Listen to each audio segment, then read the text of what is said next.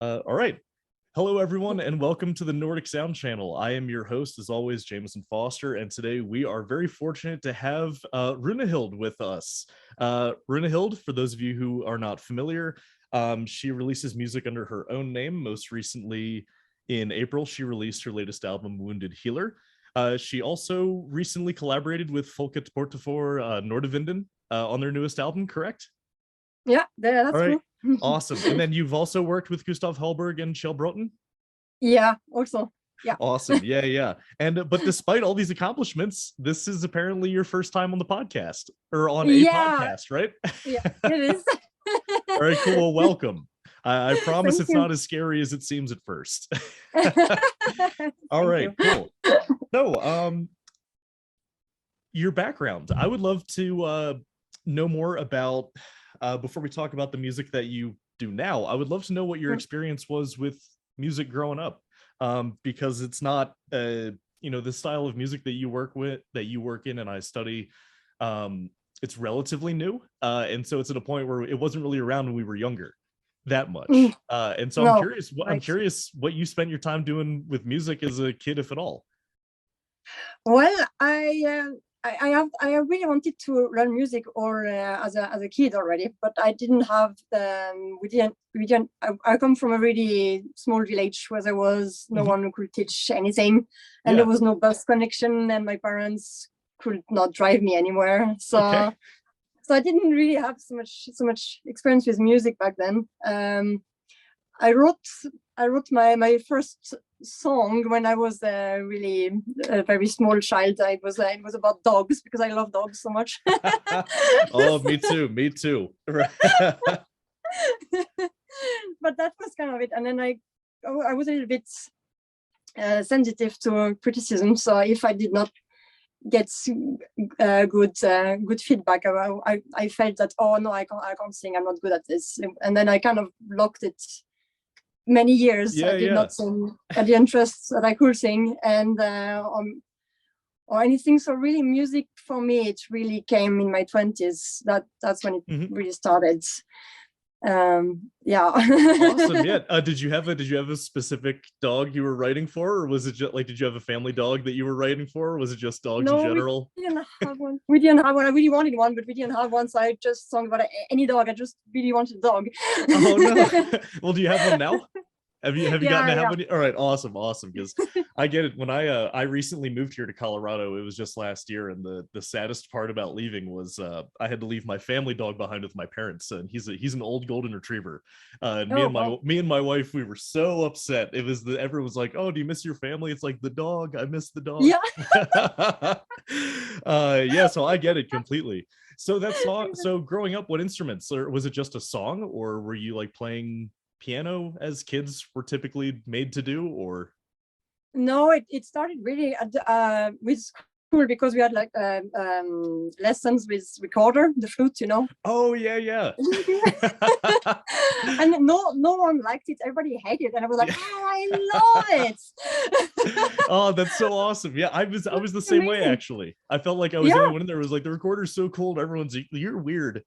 Exactly. I thought, like, I love it. It's like, no, it's yeah, I would at recess I would go into the back of the playground and just play the recorder.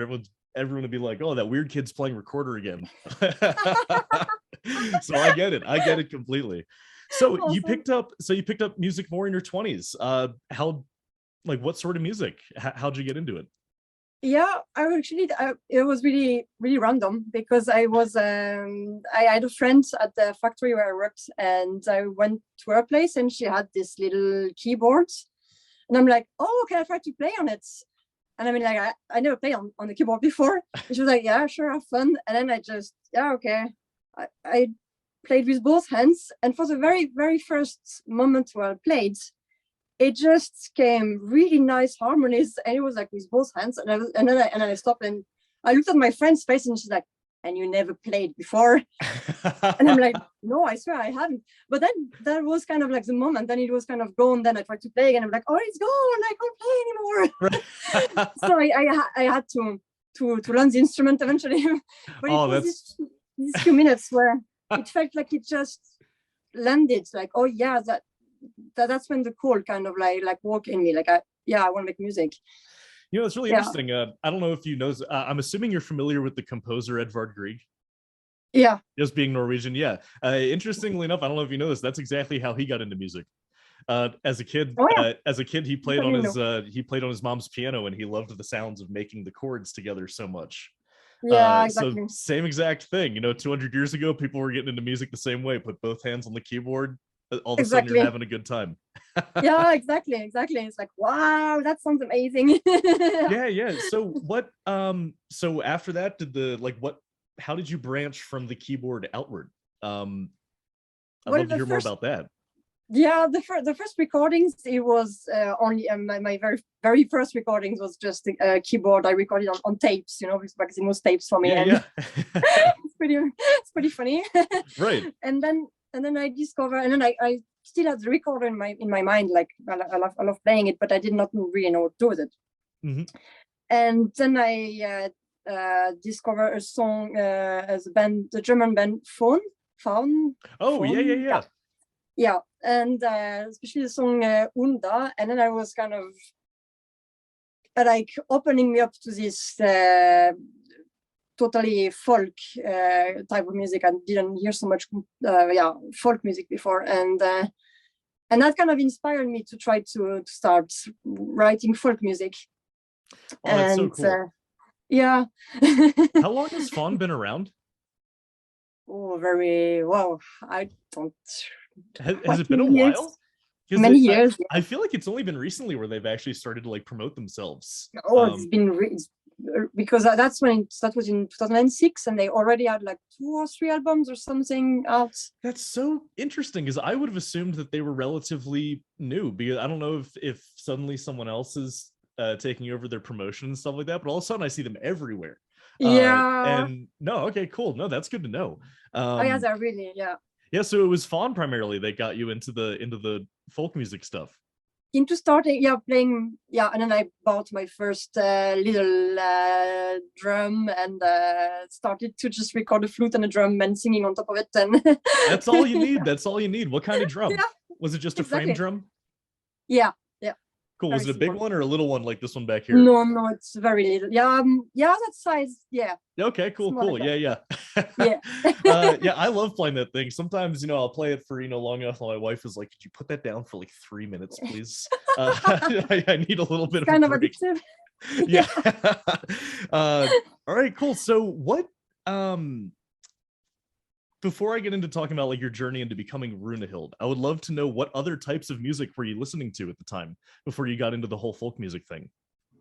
Well, I really started, first of all, I listened to black metal. That was really what I started with. Did you have a favorite band? No, a favorite is very hard to say. It's I had phases where it's nice this one, then it's this one, then it's this one. So oh yeah, cool. That's so awesome. Yeah. I have Oh no, you can go. Yeah, okay. And then I went into folk metal, so there was start with folk music, but still with metal music behind. Together, I mean, and and then came the folk music. So and from there, it's so interesting that something I'm really interested in, which is way too big to tackle in one conversation, but it's we were both at Midgardsblot. It's marketed as a heavy metal festival, but both headliners are almost entirely acoustic, save for their backing tracks. And so I'm so fascinated by what the overlap is, because if you were to refer to that as heavy metal 20 years ago, you'd be burned at the stake. So that's very interesting to me, and I love hearing that, because if you're familiar with Matthias Nordvig, I mean, we have a running joke. He shows up to every class in a different black metal shirt. And he had 3 classes in a row where he showed up with a goat shirt on, just a different band that had a goat as its logo. I'm just do you just have a collection of goat shirts that you just wear every day? And there's that connection, right? Because he teaches Nordic studies here, and he's huge in black metal. Exactly. Yeah. And just people who aren't a part of this scene wouldn't expect there to be any overlap between. No, that's true. It's very interesting. Cool. All right, so becoming Runahild. how did you go from, experimenting with harmonies on the keyboard and, getting a recorder and a frame drum to this incredibly, I would say, this very significant, important, like, you're a great figure in this scene. I was really gutted when I couldn't go to your performance, Yeah. but at the same time it's just like, how did you go from just messing around to becoming Runahild? Like, was there a specific moment in your life, or did it just gradually happen over time? Well, in 2006, when I started making folk music, then I had this other project of mine, which is called Elivaga. Mhm. And it's been I've been composing for 10 years with it, and it was more guitar based and Mhm. more inspired by the past. And then I came to this point in 2016 where I felt that it's finished. I have to do something. I want to do something new now. I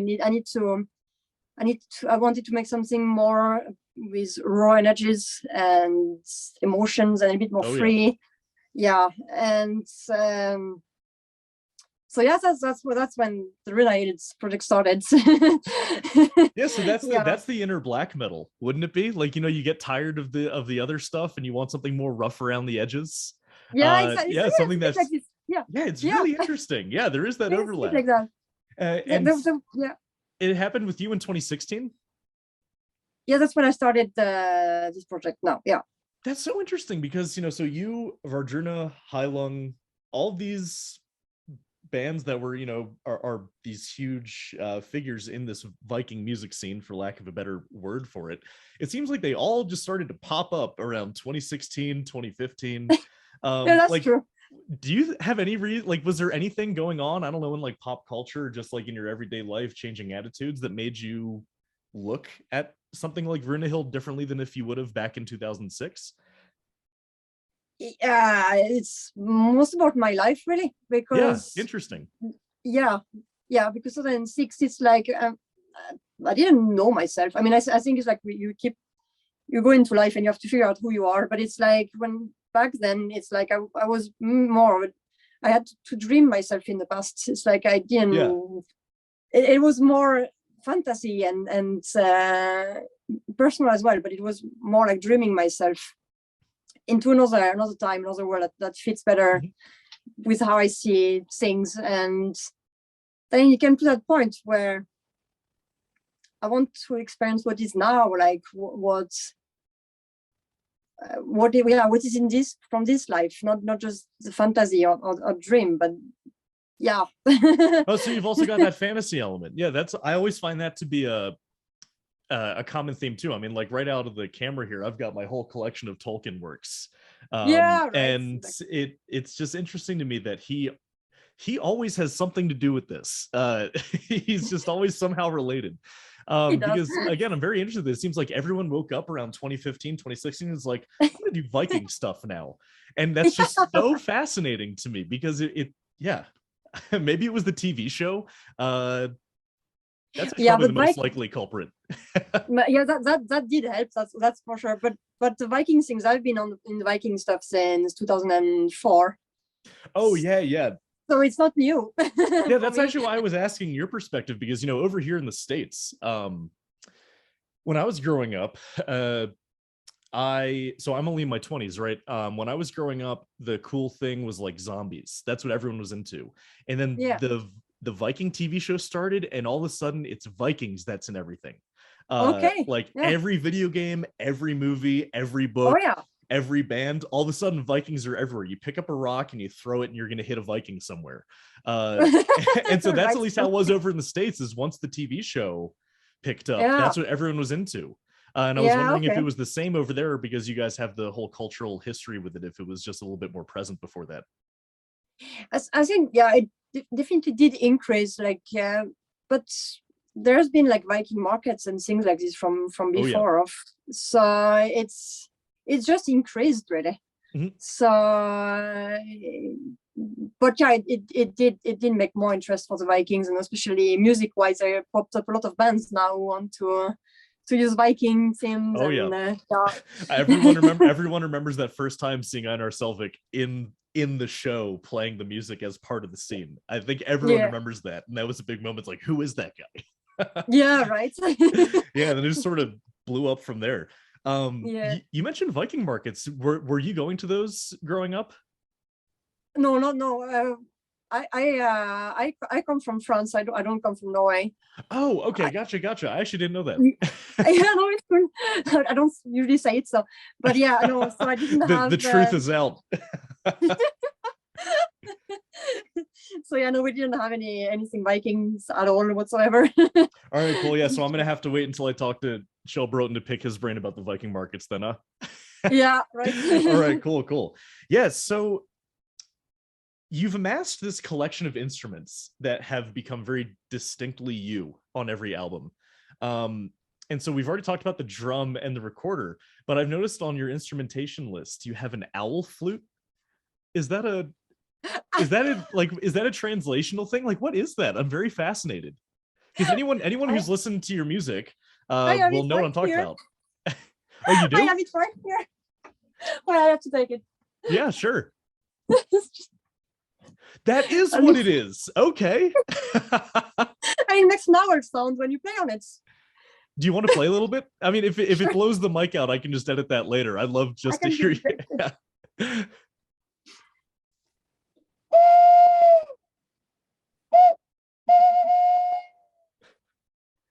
That's so awesome.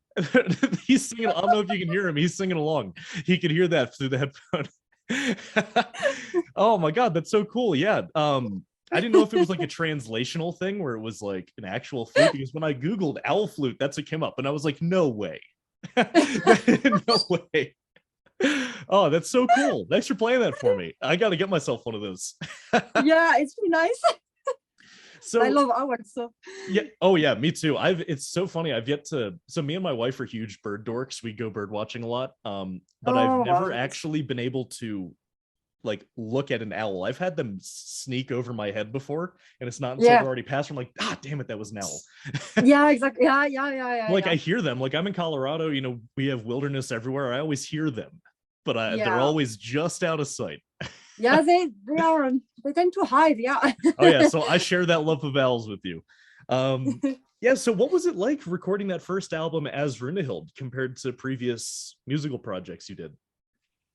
It was much more based on intuition. I did not I did not sing the song in advance. Well, some songs, yeah, but I tried to have most possible improvisation and just I feel this, I need to express this energy, and I want to play on this instrument, and I just recorded something and just start singing. And so it was much more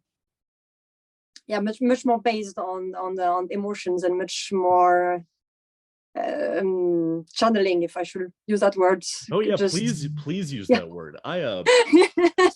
Just a little bit about my background. I went to a conservatory for my master's degree, so you know, a lot of classical music. I play this big dumb upright bass over here, and the reason that I really love having musicians such as yourself on is because I'm also currently in school for musicology, and there's so much time spent on like more serious music. For those of you just listening and not watching the video, I put air quotes up. More serious music where you sit down and you write it, and you practice it, and somehow that makes it a more legitimate style of music, or a more legitimate way of making music. That's going away, at least here in CU Boulder, which is a lot more progressive and open-minded about that sort of stuff. But at least at a conservatory, right, there's this idea that like, oh, this is just like not serious music. It's just music I'm doing for fun. And I do it to take a break from the real music, like practicing a Bach cello suite. And so please continue to use words like channeling, intuition. That's what I want to talk about, because I always felt like a black sheep, no matter where I was, because, even I have a really good friend here. He's a very talented organ player. And I put up a video of myself playing the toggle harpa here up on Facebook, and he was like, oh, Jameson saws on a box for 5 minutes and everyone loses their mind, but I'd play a knuckle-busting organ concerto and I get 3 people who care. And it's just like that really funny friction that's there. Right. Yeah, and he knows that I know that he was joking, right? So like anyone who's like, oh, what an elitist, like, no, that's not how he is. But I relate hardcore because I'm in this, I'm in a PhD program for music, and even I still encounter that whole, is this serious? Should I be spending time with this? And so talking to people such as yourself, musicians such as yourself, it's like actually really inspiring to me. So if you could talk more about that channeling thing, I'd love to hear it. Like, just, it's almost as if the music is already there and you just capture it and you channel it a little bit. That's basically what that's. Oh my God, that's so awesome. It feels like it's just, I don't know, like if there is, well, usually I've kind of have an intention, like an energy or something, a feeling or something, or something about life or something, and I need to just express through music. And so I just simply kind of like hold space for it inside and just put record, and just whatever comes out kind of like. So that's so awesome. So you said something along the lines of that you think of a feeling or a thought and you sort of like try to channel that musically. So like you'll think of an emotion, for instance, or a word, and you'll sort of just make music with that in your mind as like a guidepost of sorts. That's All right, yeah, that's so awesome. Were you able to go to Jonas Lorentzon's talk at Midgardsblot? He gave a little lecture about that involved him talking about language a little bit. No, were you able to go to that? No, I didn't get to.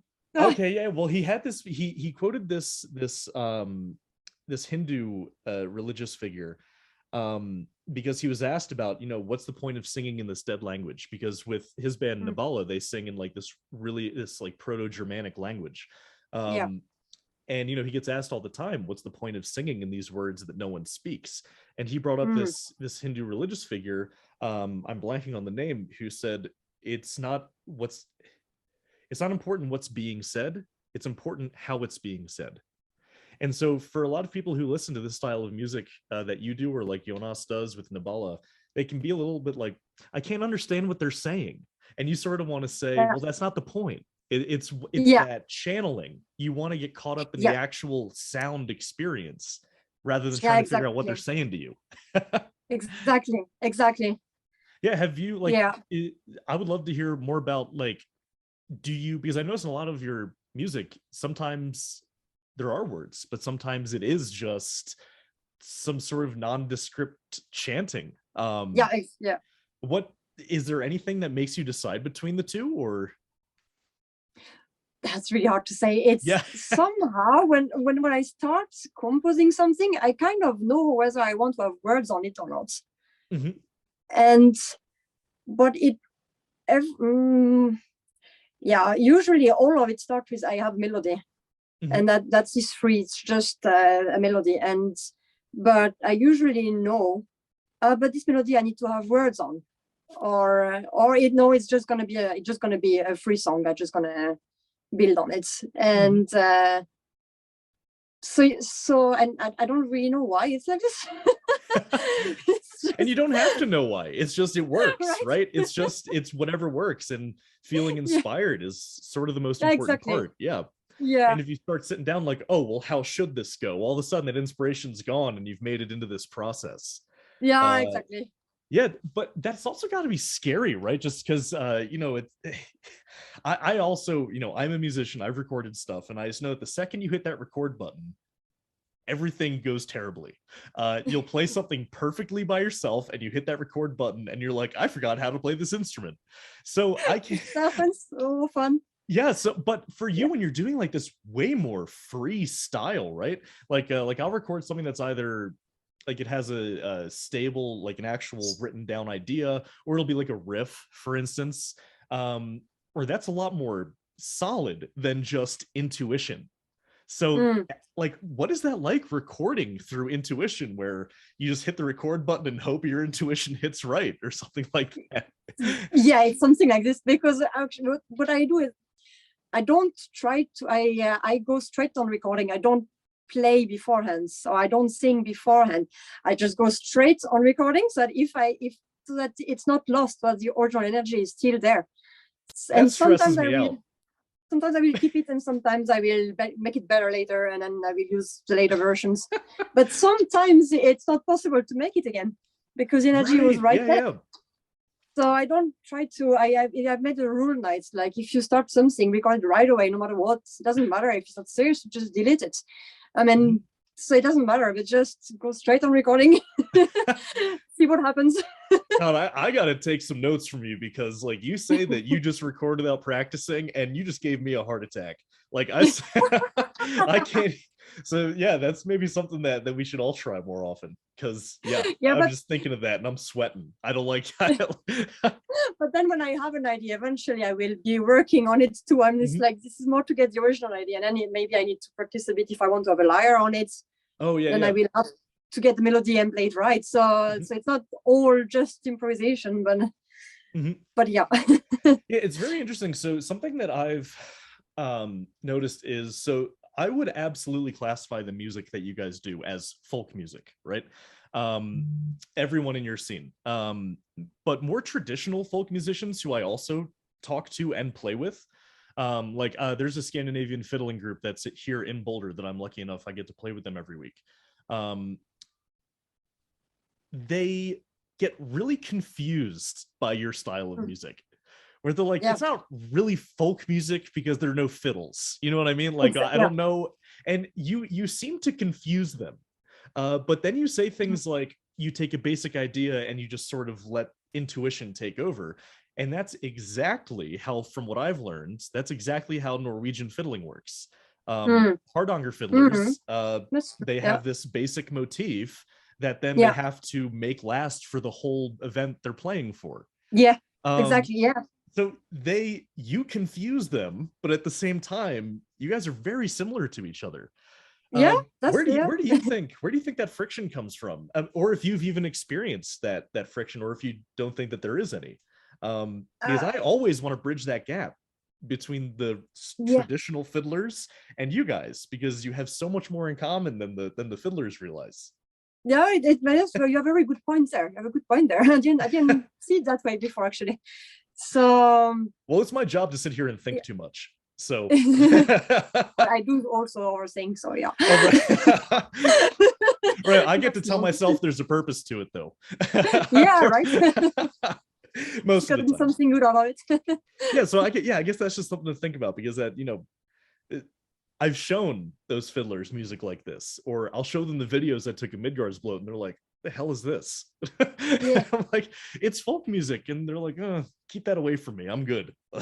Okay. Wow. Okay. No, but that, I would say, like, that's the most extreme. Most of them are like, oh, that's pretty interesting. I don't understand the antlers, but like, for instance, when I showed them the video of Hailung, they're like, what's with the antlers? But it is what it is. I feel like I'm hopeful that eventually the two will come together, especially in a place like Midgardsblot. Right. With Umstammen played there this year. And 2 years ago, was it Gotha played, or was it Garmana? Do you remember? Garmana. And they're sort of folk rocky, or am I getting them confused with someone else? No, it is that. It is folk rock. Yeah. Yeah, and so it's through bands like that when they show up where I'm like, this is it. This is where that overlap can happen more. Exactly. Yeah, like later this week I'm interviewing, are you familiar with the band Hovendroven? No, it's fine. They're a Swedish folk rock band, and I feel like they would fit perfectly in Midgardsblot. Right. But anyway, that's the thing that I'm sort of working through on my own. But let's actually talk about Midgardsblot. So this wasn't your first time there this year? No, I've been there since 2017. That was my first year. Yeah. Oh, cool. And then I was not. No, I was. But I was not with my project. I was invited by Benny of Folkeporta for Nordic. Invited me to sing along with them for the first time. You've been playing with them for a while. It was the first time we played together, and we actually never practiced together before we went on stage. That's beautiful. We never played together. But I know it went awesome. Like, this was my first year, but I just know from seeing you guys play at the opening ceremony and everything, I just know that you guys killed it even without even without practicing. So that's got to be terrifying. You know, you're playing at this festival, having never practiced before, but what was that like? What was that experience like, just going in blind? Oh, it was absolutely one of the best. It was the beginning of something for me. It was like, my God, that's finally, that's what I want to do.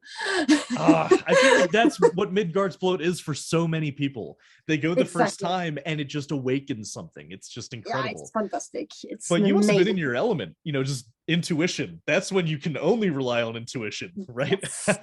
So much true. Oh, that's great. And so what was the first time you got to play as your own project, as Runahild? That was a year after, so Okay. 2018. Then I had my first concert. Yeah, as Rúnahild, yeah. Oh, that's so cool. I wish I was there. I didn't even, yeah, this is my first time there. I didn't even know about this festival before it, you know, I'm a Matthias, I'm Matthias's assistant here. And so he was like, hey, you've got to go to this festival if you've never heard of it. I was like, no, never heard of it. And all of a sudden it just changed my life going there for the first time. I was like, oh, Right? this is my element. I love it here. Oh, So yeah. with that in mind, you know, like, how different is it playing at Midgardsblot compared to anywhere else that you play? I'm assuming that's got to be a different experience, or maybe even have a different meaning for you. Yeah, it is. But that's my absolute favorite festival ever. Yeah. Just because you have a genuine feeling of being a part of a tribe. You really feel a part of a community. It's not just people pretending to. It's you are. Absolutely. I mean, like, it's just, there's just something special happening there, and you just go around and I get just so happy when I see everybody is just themselves. They dress up like they want to dress, and for that moment they are themselves. They are not.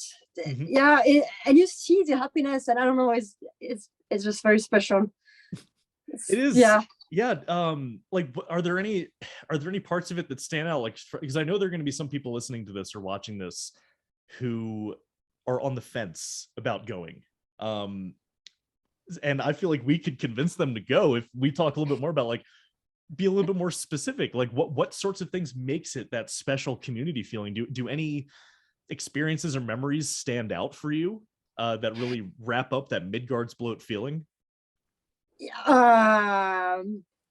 It's from the start to the end. I mean, I try to think about it. What do I have any? And it is just like, it's so much. It's all of it. It's That's it's how I feel. It's both the time with the people. It's the time on stage. It's the time watching other bands playing. But I think what's special is the people behind the festival who have an absolutely amazing drive, and who have they really stand for something. I mean, like, they really stand for an ideal, and everything they're doing, it's so true. It's and I think that's the magic there. It's like they really create that space, and they really do an amazing job. And just the fact that they are actually going for getting merch made with hemp, which is, I mean, it's just, thank you. Yes. Thank you. Yeah. Did you play the opening ceremony? Yeah. You did. Oh, that was because that was the moment that I realized it was something special. Because how many festivals have an opening ceremony, right? And this is so special. This is definitely, that's where it all starts. It's just, there is something there, and for us who are in the middle there, and drum for the people to come and make their offerings.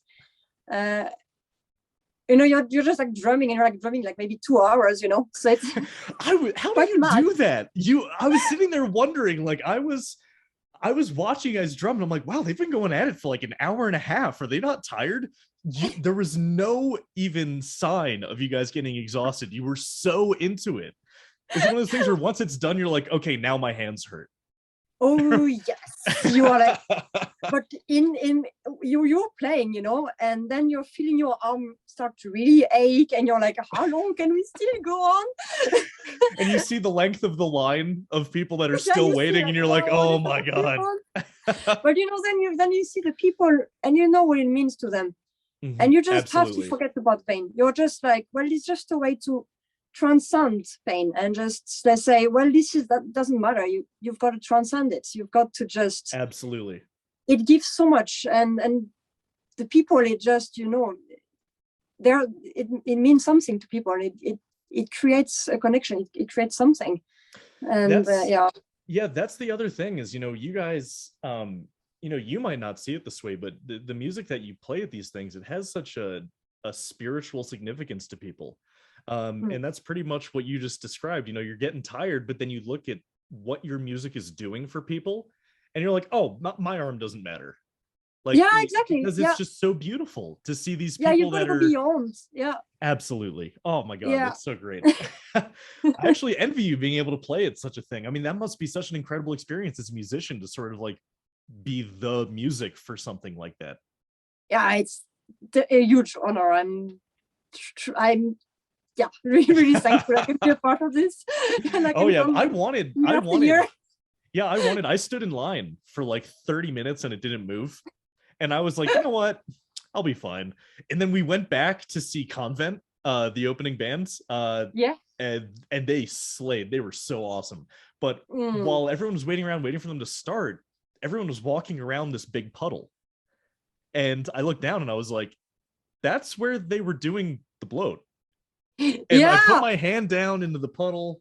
I was like, I called on my friends. I was like, dude, this is the blood from the ritual. And they were like, no way, man. And I was like, yeah, it's just sitting here. And all these people were like, everyone who was there was assuming that it was like something spilled. And then once I put my hand down and I put some on my face, all of a sudden everyone was like, oh, holy crap, it's the blood. And it's just like, it was this really funny moment where everyone who either didn't feel like standing in line or was too shy to do it, they still got to participate in a way just by putting their hand in the little puddle down there. Exactly. Yeah, well, that's so nice. Yeah, that was so funny.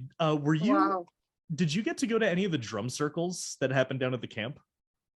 No, we're doing like so much that in the evening we just have to retire and have a little bit quiet time. I get it. See, because I was working just the whole time, and then as an ethnomusicologist, what I was there for was to just observe people, right? Like it's essentially like musical anthropology. And what would happen is every night, I don't know if you knew this, but every night after the headliner would finish, like Vardruna or Heilung, everyone would go down to the camp on the beach, light a bonfire, and dance with drums until sunrise. Oh, wow.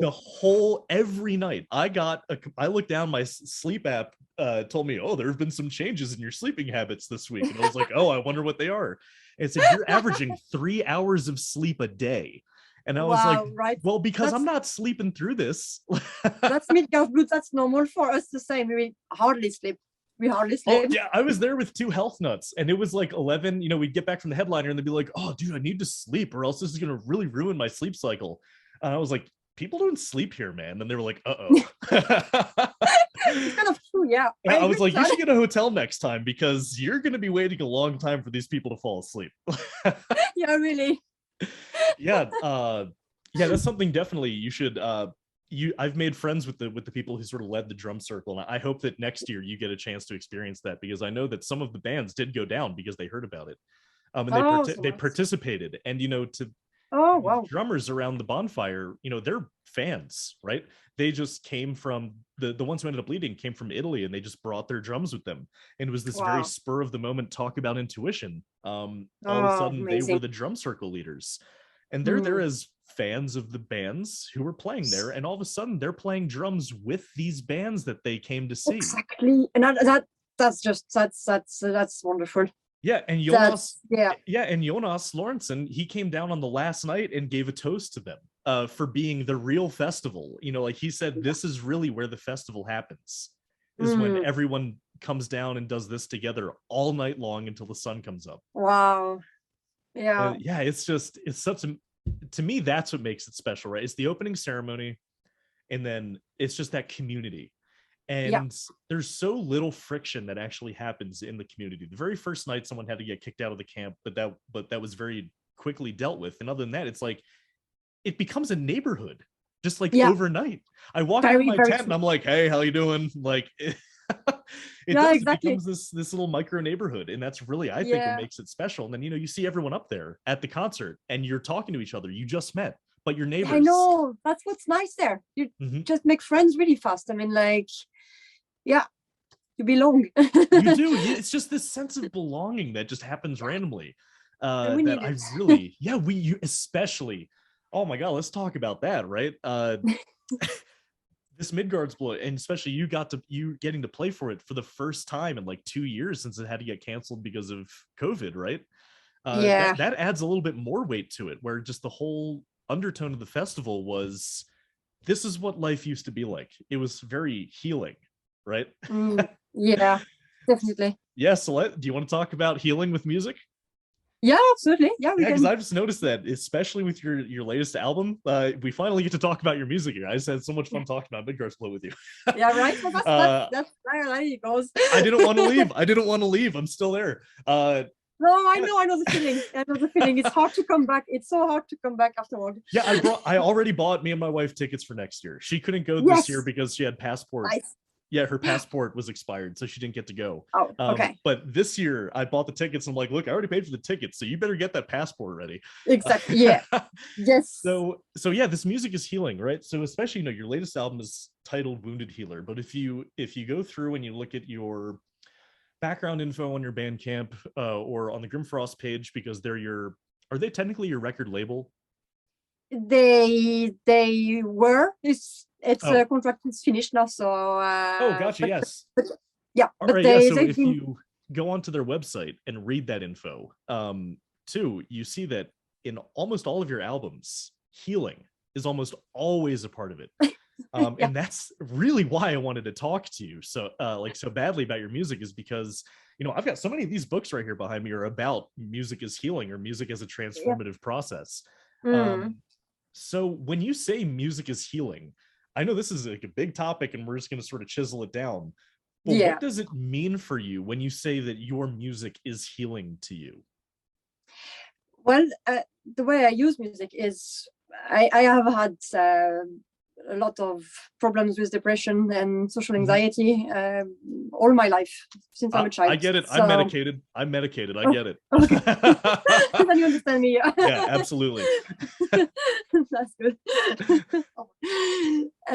And sometimes it can build up a little bit too much in my system, and for me one of the way I come out of it is I like, okay, I have to somehow compose music. I have to create something. I have to transform this overwhelming darkness into something creative, and that's when I start to feel better. That's my way up. It's like, that's how I come up again. And usually it's several of my songs, it starts with kind of a dark topic, like that's why it all starts very dark. But it's like I always have to transform this to lights. It's always very important that I transform it in the song. Mm-hmm. and that's for me, that's how I need it. It's like I simply, it's nature and music is both have this effect that's how I can work with myself and feel better and transform negative things, or mm-hmm. and also I'm thinking, if I didn't have this dark side of myself, I would probably not either make music, because it's kind of it's connected together. This is where the heavy metal comes into it, right? You sort of need to work with those negative feelings. Yeah. So for you, it's very much you take like the raw negative feeling and you just sort of work with it through music. Yeah. And so, the ideal scenario is you're feeling crappy, you pick up the drum, you start singing, and 20 minutes later, you at least feel a little bit better. That you feel like you might have worked through some stuff, right? Yeah, it does help a lot. Yeah, and yeah, that's the beautiful thing about it. Yeah, it's absolutely wonderful. It's just yeah, if there was no music, I don't know, I don't think I would be around. No, yeah, I feel the same way. Like I've noticed that at any time in my life where I've been at like a real low point, I've noticed that I also don't have a lot of music around me. Exactly. And the other opposite is true. Midgardsblot was an absolute high point in my life, and it was Yeah, non-stop music. And so exactly. whenever I'm feeling like crap, I'm just sitting here like, when's the last time I sat down and listened to music? It's like, oh, it's been a bit. So maybe I Yeah, should do that. And then all of a maybe it's sudden, about it time. works. Yeah. Exactly. Even Yeah. if it's as simple as just beating on this dinky little drum back here. That's really that's for me. Maybe like maybe the most important part is simply just have a drum and singing. Mhm. That's where you can be free and just, and even if it's just a drum, just having a rhythm. I use it very often just to transform things, just to not stay stuck into one mindset or yeah. So, okay. So for you, it's the drum that really does it start your process, or is it sort of like what you fixate on the most during the process? Yeah, I would say yeah, the drum is because it's like it's rhythm, and on it you are completely free. There is no tones. Well, there is a tone, but you don't. It's so low, you don't hear. You don't. Yeah. So so you No can one's just sing nitpicking. whatever comes. Okay, well, yeah. So you can just sing whatever comes. And that you just, I don't know. There's something magical with the drum. This rhythm, these vibrations that just simply goes through your whole body and yeah, grounds you and or takes you away also. That's beautiful. You look at if you look at music cultures from all around the world who really heavily subscribe to the music as a healing process. I have a classmate here who's from Nigeria, and she studies masked music performance. I showed her Hailung and she lost it. She was like, who is this band? I'm like super into this. Yeah, Because masked music performance over there is like a really big cultural thing. right. Yeah. And almost all of this music as this restorative thing really does start with percussion of some kind. Yeah. And maybe it is because of the, I'll jump on board with you and say because of the lack of actual tone, right? Because of course it has a note, but we're not thinking about it in that way. Yeah. It's really the rhythm. And I'm really wondering if there's something there just about the vibration. I'm in a gamelan ensemble. Do you know what gamelan is? I don't think so. It's a style of music from Java in Indonesia. Oh yeah, Where okay. it's just metal drums. Like you have have gongs, you've got these kettles that you strike, and they're, the closest I can say is they're pentatonic. But Okay. I was lucky enough, I got to play the gong that's in the back. And every time I hit that gong, it vibrates my bone marrow. Exactly. And exactly. I get addicted to it. Yes.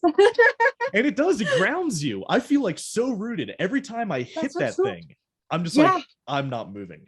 I'm right here. Exactly. Yeah, so much like that. Yeah, and I have so many classmates. It's like, because it's a late night ensemble, because the guy has to drive in from far away, and it's not his day job, but we have to do that until like 9:30 at night. And I've got so many classmates who we're tired, we're grad students, and they're like, oh my god, I can't believe you have to do this until 9:30. I'm like, we get to do this until 9:30. This is awesome. Awesome. Yeah, it's just so I absolutely, that, no pun intended, but it absolutely resonates with me when you say that the percussion is really where that restorative part starts. Yeah, there's something very special. Yeah. And did you Einar, just to sort of like tie a little bow on the percussion thing, Einar Selvik from Varjuna gave a talk at the Mimir talks in the museum, and he had this beautiful moment where he was explaining rhythm in music, because what he was talking about was essentially making Viking music, again air quotes, from a modern perspective. How do we know what this sound like? How do we know what rhythms? How do we know this? And he was sort of tackling the question of, was there rhythm? Because no one's really ever found a drum from the Viking age, which is really odd. Very odd. Yeah. But his argument was that he essentially said, I'm going to paraphrase, he said that humans are rhythmic beings, right? We breathe in and we breathe out. We breathe in, we breathe out. Our heart beats and it pumps blood. We wake up, we sleep. We wake up, we sleep. Yeah. And it's just so, it really opened my eyes just to how much maybe I've personally taken rhythm for granted. Because, and then with you saying the search of the drum, it's just like, it is true. We're very rhythmic beings. We even follow our circadian rhythm. Yeah, Yeah, that's and true. so that drum really helps, maybe exactly what you said, ground us. Yeah, I think so. Oh, that's so great. I think there's something there. Yeah. So your album, specifically Wounded Healer,